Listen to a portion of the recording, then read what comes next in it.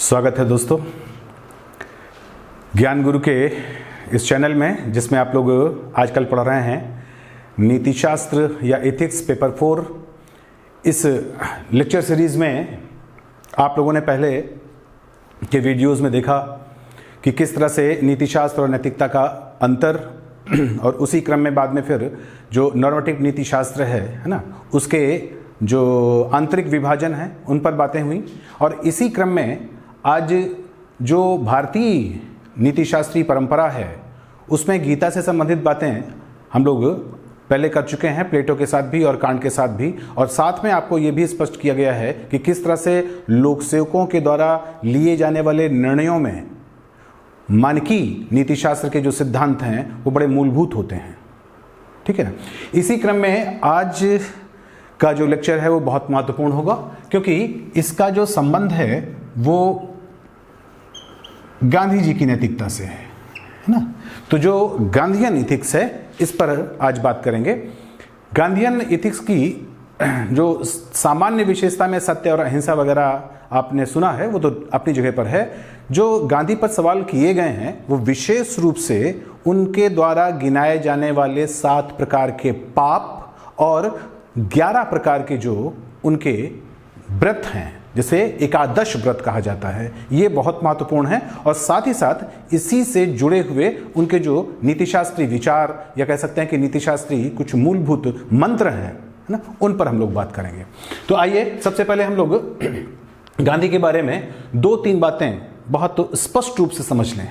जैसे गांधी मूल रूप से एक आध्यात्मिक व्यक्ति हैं ना, आध्यात्मिक पर्सन है, आध्यात्मिक व्यक्तित्व है उनका ना। इसका मतलब क्या होता है? इसका मतलब यह होता है कि वो आत्मा यानी जो हमारे पास आंतरिक चेतना है, जिसको बहुत ही शाश्वत माना जाता है, बहुत विशुद्ध माना जाता है और माना जाता है कि वो परमात्मा का अंश है, वस्तुतः उसको उस पर आस्था रखने वाले व्यक्ति हैं। ठीक है ना। दूसरी इंपॉर्टेंट चीज जो उनके साथ जुड़ी हुई है वो ये कि वो हमेशा आत्मा के साथ साथ जो परमात्मा है, ईश्वर है ना, इस पर हमेशा अपने अडिग विश्वास के साथ अड़े रहते हैं, है ना। और यही कारण है कि वो जो कुछ भी अपने बातें कहते हैं उनमें ईश्वर और आत्मा, ये कहिए कि उस पूरी छाया बनी रहती है पूरे समय में। और यही कारण है कि लोग गांधी की प्रासंगिकता को लेकर के तरह तरह की बातें करने लगते हैं। लेकिन वास्तव में गांधी की विशेषता यही इसी बात पर है कि वो आध्यात्मिक व्यक्तित्व होने के साथ साथ ईश्वर पर अगाध निष्ठा रखने के साथ साथ ना तो वो सांप्रदायिक हैं और ना ही वो कोरे धार्मिक हैं, बल्कि उनमें जो सामाजिकता है ना, जो आर्थिक व्यवस्था है, जो राजनीतिक व्यवस्था है, या कह सकते हैं कि पूरी जो भौतिक व्यवस्था है, इस पूरे भौतिक व्यवस्था को वो आध्यात्मिक व्यवस्था के साथ सामंजस्य करते हैं, समन्वय करते हैं। इन दोनों को वो आपस में जोड़ने का काम करते हैं। वो एक ऐसे ब्रिज का काम करते हैं जिससे कि अध्यात्म और जो व्यवहार है ना, इसके बीच का जो अलगाव समानता माना जाता है, वो अलगाव समाप्त हो जाता है। और इसी तरह से मित्रों उनकी एक और खूबी है, वो ये कि वो सिर्फ सिद्धांत की बातें नहीं करते और ना ऐसा कि सिर्फ व्यवहार की बातें करते हों। वो सिद्धांत और व्यवहार दोनों को आपस में जोड़ देते हैं। इसीलिए उन्होंने कभी भी अपने आप को दार्शनिक या विचारक मानने से इनकार किया। उन्होंने हमेशा प्रयोग करके अपनी बातें सिद्ध की, है ना। इसका मतलब कि उनका जो नीति शास्त्र है वो कोई, है ना, प्लेटो या अरिस्टोटल की तरह सिर्फ सिद्धांतों का नीति शास्त्र नहीं है, बल्कि व्यवहारिक नीति शास्त्र है। और इसमें एक खास बात और भी आपको बता दें कि ये जो व्यवहारिकता है ये इन्होंने दूसरों से नहीं करवाई है, बल्कि उन्होंने खुद अपने जीवन में की है ना। उनके वो एक ही समय में मार्क्स भी हैं और एंजल भी हैं, वो एक ही समय अरिस्टोटल भी हैं, अलेक्जेंडर भी हैं ना। तो वो दोनों चीजें आपस में, यानी सिद्धांत और व्यवहार का जो अलगाव है वो भी उनके अंदर नहीं रह जाता है। ठीक है। तो इसीलिए गांधी के अंदर हमेशा एक महत्वपूर्ण चीज आपको मिलेगी और वो है हर प्रकार का समन्वय। ठीक है। तो संक्षेप में गांधी की ये मूलभूत बातें समझने के बाद हम लोग सीधे उनके नैतिक विचारों पर आते हैं। और नैतिक विचारों में उनका जो कह सकते हैं कि मूलभूत मंत्र है ना, उसका जो संबंध है वो त्याग और दया से जुड़ा हुआ है ना। वो हमेशा प्राणी मात्र पर, है ना, सिर्फ मनुष्य मात्र नहीं, प्राणी मात्र पर, है ना, प्राणी मात्र पर वो हमेशा करुणा से भरे रहते हैं। वो हमेशा सभी के प्रति दया का समान भाव बनाए रखते हैं। और ये जो दया का भाव है, इसी के लिए उन्होंने हमेशा बातें जो की हैं वो उन्होंने अहिंसा की बात की, है ना। तो अहिंसा वास्तव में सिर्फ हिंसा ना करना, ऐसा अकेले नकारात्मक अर्थ में नहीं है, बल्कि अहिंसा उनके लिए प्रेम है ना।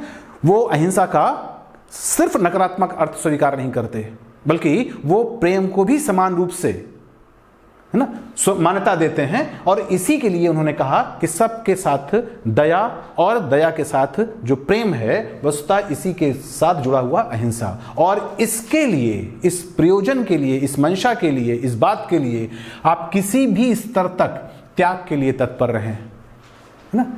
त्याग का उनका जो विचार है वो अंततः इतना अधिक बलवान है कि वो अंतिम रूप से आत्मत्याग की बात तक कर देते हैं, है ना। इसीलिए जब वो सत्याग्रह की बात करते हैं तो वहां पर वो अनशन की बात करते हैं, और अनशन भी कब तक? आमरण, है ना। अपनी बात पर डिग करके अगर अनशन या व्रत या उपवास, है ना, वो किया जाए तो उसकी सीमा कहां तक होगी? उसकी सीमा होगी आत्मत्याग तक, आत्म बलिदान तक, है ना। तो सत्य के लिए उन्होंने आत्म बलिदान तक को मान्यता दी है, ठीक है ना। इसी कारण से कहा जा सकता है कि उन्होंने त्याग, दया, अहिंसा और इन सब का जो निचोड़ है ना, वो उन्होंने हमेशा कहा सत्य, और सत्य को ही उन्होंने ईश्वर बताया, है ना। एक टाइम था जब शुरुआती दौर में उन्होंने ईश्वर को सत्य कहा था, लेकिन बाद के समय में उन्होंने इस पर थोड़ा संशोधन करते हुए सत्य को ईश्वर बताया। इसलिए उनके लिए जो अभी हमने थोड़ी देर पहले आध्यात्मिकता की बात की थी, उसका केंद्र बिंदु क्या है? सत्य। और यह सत्य किसी ज्ञान मीमांसी अर्थ में नहीं है, यह सैद्धांतिक अर्थ में नहीं है, है ना। सत्य वस्तुतः अहिंसा, प्रेम ना, त्याग, बलिदान, यही उनका सत्य भी है। तो सत्य और अहिंसा वस्तुतः दोनों एक दूसरे के साध्य और साधन हैं गांधी के संदर्भ में। अब इन सारी बातों को और डिटेल के साथ समझने के लिए जरूरी होता है कि पहले हम उनके 7 पापों को समझें। 7 सिन, है ना, वो 7 प्रकार के पाप बताते हैं। और ये अपने आप में न केवल विचार हैं, न केवल सिद्धांत हैं, बल्कि इनकी व्यापकता में सारा का सारा जो समाज है, सारी सामाजिक गतिविधियां हैं, सारे प्रकार के जो नैतिक आदर्श हैं, उन सब का वो समावेश कर लेते हैं। और इसी क्रम में उनका कहना है कि सबसे इंपॉर्टेंट होता है कि कभी भी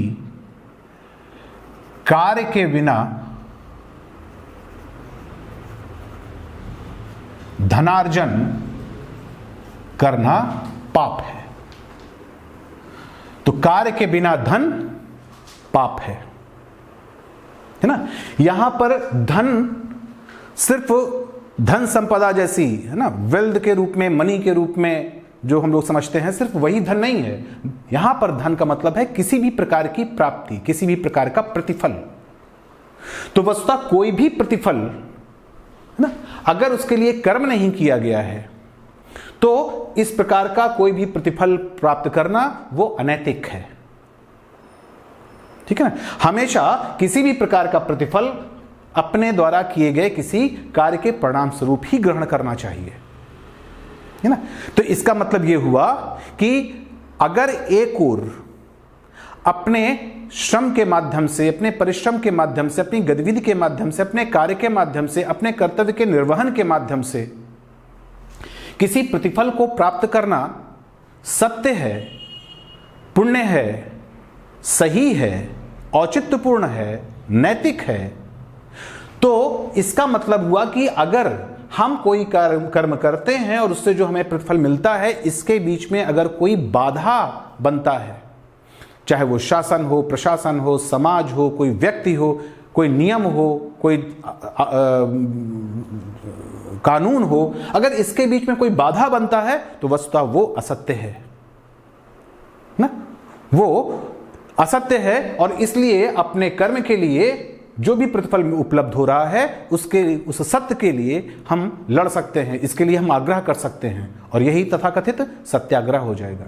इसलिए यहां पर दोनों तरह से विचारों को समझते चलिए, है ना, कि कार्य के बिना धन प्राप्त करना अगर पाप है तो अपने कर्म के लिए जो प्रतिफल है ना, उसे प्राप्त करना सही है, औचित्यपूर्ण है। और ये जो सत्य है इसके बीच में अगर किसी प्रकार की बाधा आती है तो वहां पर सत्याग्रह करना चाहिए, ठीक है ना। तो कार्य के बिना धन, और इसी तरह से उन्होंने दूसरी बात कही जो बहुत ही ज्यादा महत्वपूर्ण है और बहुत रिलेवेंट है, बहुत प्रासंगिक है, और वो है चरित्र के बिना ज्ञान। ठीक है, ये बहुत ही मायनेखेज है, बहुत ही अर्थपूर्ण है, बहुत ही मीनिंगफुल है। क्यों? क्योंकि सामान्यतः हम लोग ज्ञान को नॉलेज समझ लेते हैं, है ना, किसी भी प्रकार के जो फैक्चुअल चीजों का जो संग्रह हमारे पास आ जाता है ना, वो चाहे किताबों के रूप में हो, किसी के लेक्चर के रूप में हो, है ना, अपने द्वारा तमाम प्रकार की जो प्रयोग के द्वारा जो हमने इकट्ठे किए हैं, याद करके जो इकट्ठे किए, इस प्रकार का कोई भी जो नॉलेज है उसी को हम लोग ज्ञान समझ लेते हैं। गांधी का हमेशा कहना है कि ज्ञान वास्तव में वही है जिसको हमने आचरण में उतारा हो, जिसकी हमने अनुभूति की हो, जिसको हमने अनुभव किया हो। ज्ञान कोरा सिर्फ बौद्धिक नहीं होता है, ज्ञान वस्तुतः वो होता है जो अनुभूति जन्य है, जिसको हमने अनुभव में उतारा है ना। इस मतलब कि जो रियलाइजेशन है, जब तक हम उसको आचरण में नहीं उतारते हैं तब तक वो ज्ञान नहीं है ना। ये बहुत इंपॉर्टेंट है। इसीलिए आप जानते हैं कि गांधी की बहुत सी ऐसी छोटी छोटी कथाएं प्रचलित हैं जिसमें कि अगर वो किसी को कोई चीज कहने वाले होते हैं, किसी चीज को कुछ वर्जना करने वाले होते हैं, तो पहले वो खुद अपने ऊपर उतारते हैं, उसके बाद फिर बोलते हैं, है ना। तो हम कभी भी उन्होंने ऐसा नहीं है कि किसी को ज्ञान दिया हो, जैसे कहा जाता है ना, पर उपदेश कुशल बहुतेरे, ना, उस प्रकार का काम वो नहीं करते, ना उस प्रकार के बात पर विश्वास करते हैं। वो हमेशा उसी को जिसको कि चरित्र में उतारा जा सके, जिसको आचरण में उतारा जा सके। तो उनका ज्ञान कोरा काल्पनिक या पारलौकिक या फिर कह सकते हैं कि आध्यात्मिक या तार्किक अकेले नहीं रह जाता, बल्कि ज्ञान वो है जो व्यवहारिक है, जो हमारे चरित्र को बनाए, जो हमारे वही ज्ञान, है ना। इस बात को लेकर के देखिए ध्यान से, तो जो आपने पहले के नॉर्मेटिव इथिक्स में जो आपके पहले के जो वीडियोस हैं उनमें हमने आपको काफी स्पष्ट रूप से प्लेटो के संदर्भ में बताया है ना। क्योंकि ये एक पूरी एक सीरीज है, तो जब तक आप पहले के वीडियोस नहीं देखेंगे तब तक ये सारी बातें आपको क्लियर नहीं होंगी कि ये सब कुछ कैसे गांधी के अंदर समा गया। तो ये पहले जो आपने प्लेटो में देखा था, वहां पर भी उसने कहा था कि हमेशा ज्ञान वो जो अनुभूति में उतरे, जो वास्तव में उतर के सामने आता है, जो हमारे आचरण में परिलक्षित होता है, जो हमारे आचरण में प्रतिबिंबित होता है, जिसके आधार पर हम आचरण करते हैं, वस्तुतः वही ज्ञान है। ठीक है। इसी तरह से उन्होंने आगे कहा कि विवेक के बिना, है ना, सुख प्राप्त करना पाप है। जिस तरह से आचरण में बिना उतारे हुए जो चरित्र के निर्माण में सहायक न हो, इस प्रकार का ज्ञान प्राप्त करना एक पाप है, उसी प्रकार से किसी भी प्रकार का सुख जिसमें विवेक ना हो, वो सुख भी पाप है। क्योंकि ऐसा सुख क्या होगा? ऐसा सुख सिर्फ ऐन्द्रिक होगा। विवेक के बारे में हम आपको बता चुके हैं कि विवेक वस्तुतः वैकल्पिक नहीं होता। विवेक में किसी प्रकार के पक्ष विपक्ष की बहस नहीं होती। ये जानना चाहिए आपको कि विवेक वस्तुतः निर्विकल्प होता है। जब आपका दिमाग, आपका मन स्थिर हो जाता है ना, उस वक्त जो चीज उपलब्ध होती है वही विवेक है। और जब आप विवेक के आधार पर के स्तर पर होते हैं तो वहां पर सुख दुख ना, हानि लाभ, जय पराजय, इसका कोई महत्व नहीं रह जाता, है ना। तब आपको सुख कभी उद्वेलित नहीं करेगा, है ना, दुख कभी आपको प्रताड़ित नहीं करेगा, उत्पीड़ित नहीं करेगा। ऐसे स्तर पर पहुंचना विवेक है। और अगर इस प्रकार का विवेक नहीं है तो फिर सुख मात्र ऐन्द्रिक है, और वहां पर आप बहुत खुश हो जाएंगे, और थोड़े समय बाद जब वो चीज उपलब्ध नहीं रहेगी, वो सकारात्मकता समाप्त हो जाएगी, तो फिर दुखी हो जाएंगे, हताश हो जाएंगे, है ना। और फिर किसी न किसी प्रकार की ऐसी गतिविधि या ऐसा निर्णय, ऐसा विश्वास उत्पन्न होने लगेगा जिसका परिणाम ना दुख हो जाएगा। इसलिए विवेक के आधार पर ही सुख प्राप्त करना ना, वो सत्य है, और उसी का आग्रह होना चाहिए। अन्यथा स्थिति में अगर विवेक नहीं है तो सुख उपलब्ध होना पाप है। इसी क्रम में उनकी अगली बात है कि बलिदान के बिना, है ना, त्याग की भावना के बिना जो धर्म है वो पाप है। अब यहां पर ध्यान रखना है कि धर्म भी बड़े व्यापक अर्थ में है। धर्म का मतलब कोई रिलीजन या संप्रदाय नहीं है। धर्म का मतलब है अपना कर्तव्य। थोड़ी देर पहले ही आपने जब दया, अहिंसा, सत्य की बात कर रहे थे, उस समय भी हमने अब आपको स्पष्ट किया था कि कर्तव्य के लिए वो आत्म बलिदान तक देने के लिए तत्पर होते हैं, क्योंकि उनका कहना है कि जो भी हमारा कर्तव्य है, जिस चीज को भी हमने धारण किया है, जो हमारे लिए विहित है, जो हमारे लिए उचित है ना, जो नैतिक रूप से जो हमारे लिए प्रिस्क्राइब्ड है, वस्तुतः वही हमारा धर्म है। और उस धर्म के लिए, उस सत्य के लिए, उस अहिंसा के लिए अगर हमें अपना बलिदान करना पड़े या किसी भी प्रकार का बलिदान करना पड़े, चाहे साधनों का बलिदान करना पड़े, भौतिकता का बलिदान करे, या फिर सबसे महत्वपूर्ण जीवन का बलिदान करना पड़े, तो भी हमें तत्पर होना चाहिए। तभी हम धर्म को प्राप्त कर सकते हैं। बिना बलिदान की भावना के धर्म का, कर्तव्य का निर्वहन वस्तुतः वो क्या है? वो पाप है ना। इसलिए हमेशा ऐसे धर्म के प्रति आग्रह, है ना, क्योंकि बलिदान के साथ धर्म क्या हो जाएगा? सत्य। और तब उसके प्रति आग्रह करना हमारा क्या हो जाएगा? सत्याग्रह। ठीक है ना।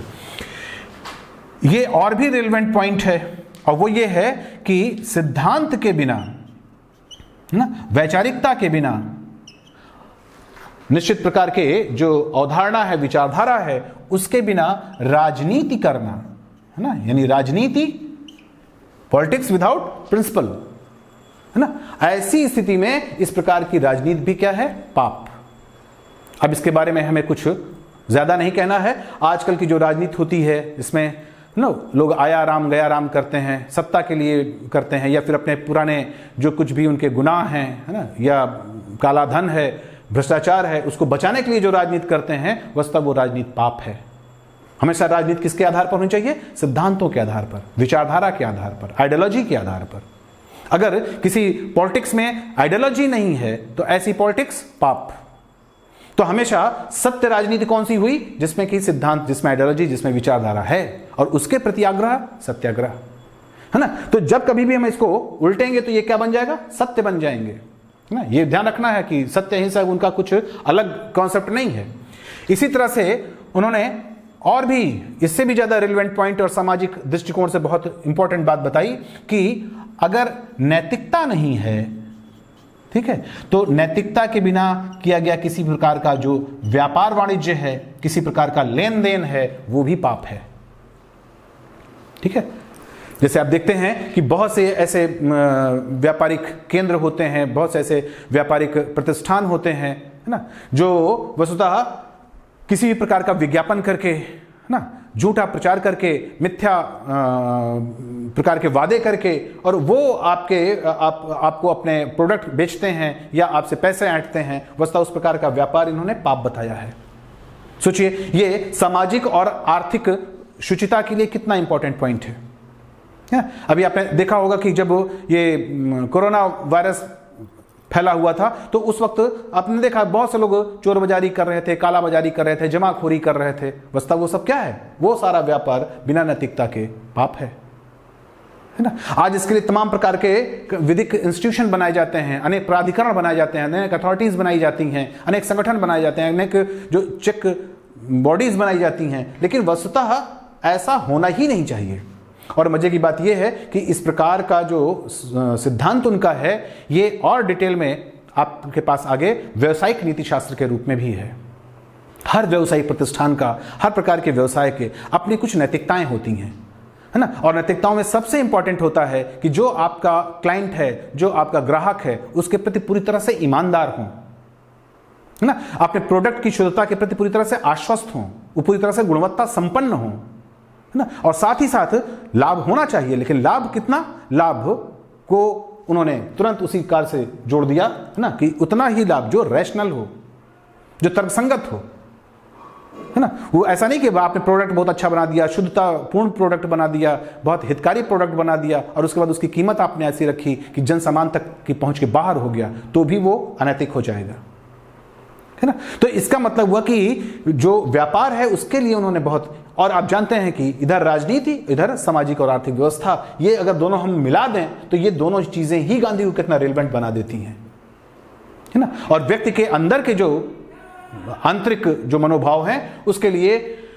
सुख, विवेकपूर्ण सुख कितना कह सकते हैं कि मार्गदर्शक हो सकता है। इसी तरह से चारित्रिक ज्ञान कितना मार्गदर्शक हो सकता है ना। तो व्यक्ति और समाज, इसको आपस में समन्वित करने का काम गांधी ने किया, है ना। इसी क्रम में उन्होंने जो 7वीं बात या 7वें सिन के बारे में कहा उनका कहना है कि मानवता के बिना विज्ञान वही अच्छा है जो मानवता के कल्याण के लिए हो। अगर मानवता के कल्याण के लिए विज्ञान नहीं है, विज्ञान के जो आविष्कार हैं, विज्ञान के जो प्रोडक्ट हैं, विज्ञान के की जो देन है, अगर वो मानवता का विनाश करती है, मानवता के हितकारी नहीं है, मानवता को कहीं से भी वो उसके हितों में आंच पहुंचाती है, तो ऐसा विज्ञान नहीं है। वो कभी भी श्रद्धेय नहीं हो सकता, वो हमेशा पापपूर्ण माना जाएगा, है ना। इसका एक बड़ा उदाहरण आप परंपरागत रूप से ले सकते हैं, जैसे आणविक शस्त्र, है ना, तमाम प्रकार के जो केमिकल वेपन्स ना, आज भी इसी तरह की जो चीजें बनती हैं, कोई वायरस बनाया, पता नहीं किस मंशा से बनाया, है ना। लेकिन कोविड-19 क्या है एक प्रकार का, वो तो मानवता के लिए संहारक हो गया ना। तो ऐसा विज्ञान, ऐसा प्रयोग, इस प्रकार के किए जाने वाले आविष्कार या इस प्रकार की जाने वाली वैज्ञानिक गतिविधियां, इस प्रकार के अनुसंधान, ये वस्तुतः क्या है, ये मानवता के विरुद्ध है, इसलिए ये पाप है ना। इसी तरह से आपने देखा होगा कि जो क्लोनिंग के आधार पर डेवलप किए गए जीव जंतु या प्राणियों के लिए जो क्लोनिंग की एक तकनीक विकसित की गई है ना, उसको भी मानवता के खिलाफ माना गया, है ना। तो इस तरह की जो चीजें होती हैं वो पाप हैं। और इन सभी चीजों को अगर ध्यान से देखिए तो 2 बातें क्लियर हैं। एक बात तो ये कि गांधी ने ऐसा नहीं कि सिर्फ व्यक्ति के लेवल पर काम किया है, बल्कि उन्होंने समाज के लेवल पर भी काम किया। व्यक्ति और समाज को मिला करके उन्होंने अपनी बातें रखी। और दूसरी इंपॉर्टेंट बात कि उन्होंने इसके माध्यम से जितना अच्छी तरीके से सत्य और अहिंसा को समझाया है वो शायद दूसरे ढंग से नहीं मिलेगा, क्योंकि इसमें स्पष्ट है कि कार्य के बिना धन या कोई भी चीज ले लीजिए, सिद्धांत के बिना राजनीति या मानवता के बिना विज्ञान, अगर ये पाप है तो ऐसा विज्ञान जो मानवता के हित में हो, ऐसा व्यापार जो नैतिक हो, नीति संगत हो, ऐसी राजनीति जिसमें विचारधारा हो, ऐसा धर्म जिसमें हम आत्म बलिदान या किसी भी प्रकार की चीजों के बलिदान करने के लिए उस कर्तव्य पथ पर, है ना, हम अग्रसर रहें, ऐसा सुख जिसमें विवेक हो, ऐसा ज्ञान जिसको जो आचरण मूलक हो, ऐसा धन जो कि वस्तुतः कर्म के प्रतिफल के रूप में हो। ये सभी चीजें सत्य हैं और इन्हीं के प्रति आग्रह करना, इन्हीं की प्राप्ति करना, वो वास्तव में सत्याग्रह है। जब कभी भी इसके बीच में कोई भी संस्थान, शासन, प्रशासन, किसी भी प्रकार का व्यक्तित्व, किसी प्रकार का सिद्धांत, किसी प्रकार का विचार, किसी प्रकार का नियम अगर इसमें बाधा देता है, इस सत्य के बीच में बाधा देता है, तो निश्चित रूप से उसका उन्मूलन करना, उसको हटाना और अहिंसक तरीके से हटाना, है ना, यही गांधी का सत्याग्रह हो जाएगा। तो इन पापों को अगर ध्यान से समझा जाए तो यही सत्य और सत्याग्रह की आधारशिला भी बना देते हैं।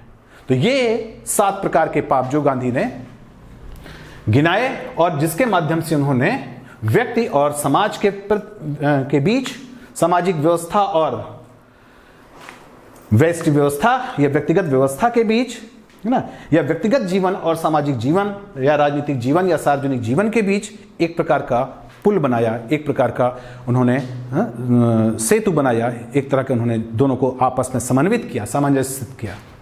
अब इसी तरह से इन्होंने हर व्यक्ति को अपने जीवन में अपनाने के लिए कुछ बातें बताई, जिसे एकादश व्रत कहा जाता है। एकादश व्रत कहा जाता है, यानी ये एक प्रकार से 11 सूत्र हैं जो जीवन जीने के लिए महत्वपूर्ण है। ठीक है। अब इन जो एकादश व्रत जो कि उनके वो स्वयं भी और जो उनके आश्रम में रहते थे लोग उनके लिए भी, और जो सत्याग्रही होते थे उन सब के लिए गांधी ने इस प्रकार के सूत्र दिए, इस प्रकार के व्रत दिए, इस प्रकार की चीजों को उन्होंने कहा कि इनका पालन जरूरी है। इसमें जो 5 व्रत हैं वो परंपरागत हैं, जैसे सत्य, अहिंसा, अस्तेय, अपरिग्रह और ब्रह्मचर्य। ठीक है, जैसा भी आपने 7 पापों के बारे में पढ़ा समझा, उसी के अगर हम विपरीत चले जाएं तो वो सब क्या हो जाएंगे? सत्य। और उस सत्य के प्रति आग्रह और उसकी को लेकर के अहिंसक, है ना, अहिंसक में हमने 2 बातें बताई थी आपको, एक तो हिंसा ना करना और दूसरा सभी प्राणी मात्र के प्रति समान रूप से प्रेम, दया और त्याग की भावना रखना, अहिंसा।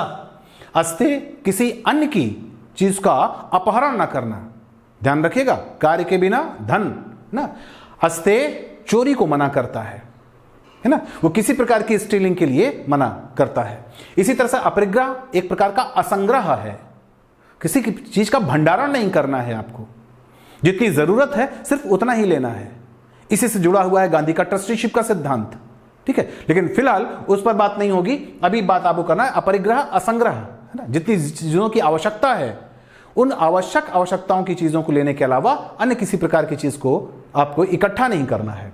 और ब्रह्मचर्य का मतलब अपनी इंद्रियों को वश में रखना, यम नियम, आसन, प्राणायाम, प्रत्याहार, अष्टांग योग के ये जो आरंभिक चीजें हैं ये वास्तव में ब्रह्मचर्य के अंतर्गत आती हैं, जिसके अंतर्गत आपको सिर्फ और सिर्फ इतनी बातों का ध्यान रखना है कि कर्मेंद्रियों का क्या काम है, ज्ञानेंद्रियों का क्या काम है, सिर्फ उसके विहित नैतिक आदर्शों को लेकर के चलना, यानी एक सामान्य दैनिक जीवनचर्या उपलब्ध कराना ही ब्रह्मचर्य है।